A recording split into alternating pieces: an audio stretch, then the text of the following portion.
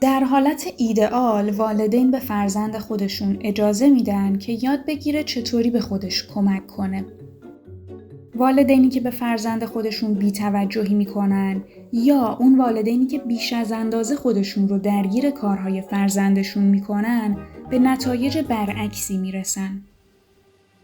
فرزندشون اغلب درماندگی رو یاد میگیره و در نتیجه باور میکنه که نمیتونه کنترلی روی زندگیش داشته باشه و نمیتونه محیط اطرافش رو تغییر بده.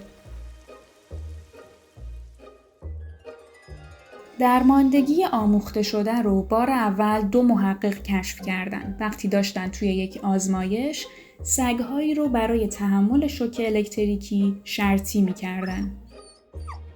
مارتین سلیگمن و استیون اف مایر آزمایششون رو با 3 گروه از سگ‌ها انجام دادن. سگ‌های گروه اول رو توی قفس گذاشتن و وادارشون کردن برای آزاد شدن صبر کنن.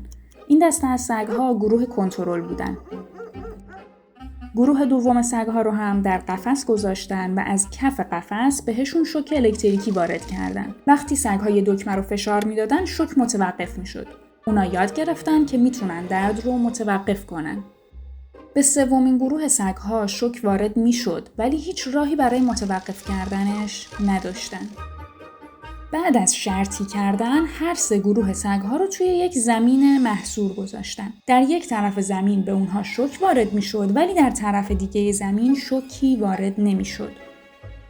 گروه اول و دوم به سرعت یاد گرفتن که با پریدن از روی دیواری که 2 طرف زمین رو از هم جدا میکرد میتونن از شوک فرار کنن. اما سومین گروه سگ‌ها هیچ تلاشی برای دوری از شوک نکردن. اونها به این انتظار شناختی رسیده بودن که نمیتونن از درد فرار کنن.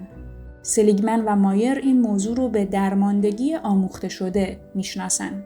همونطوری که این داستان که خیلی ساده به نظر میرسه تصدیق میکنه، بچه‌ها هم ممکنه تحت تاثیر همین موضوع قرار بگیرن. بیایید داستان جو رو بشنویم.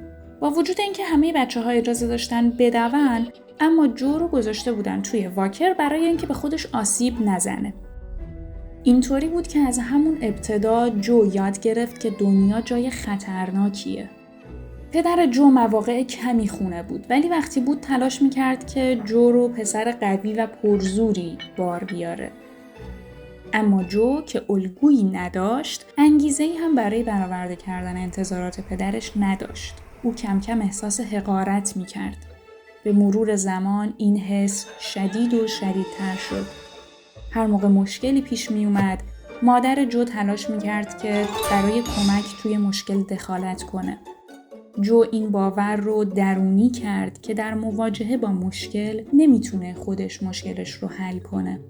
هر موقع باید تصمیم مهمی می گرفت، نظر مادرش رو می پرسید.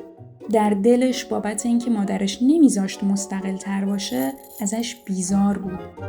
نظر شما چیه؟ چطوری میتونیم به کسایی کمک کنیم که نمیتونن راه فرار کردن از زندگی سمی خودشون رو پیدا کنن؟ چطوری میتونیم بهشون کمک کنیم که به خودشون کمک کنن؟ نظر و تجربتون رو درباره درماندگی آموخته شده با ما به اشتراک بذارید.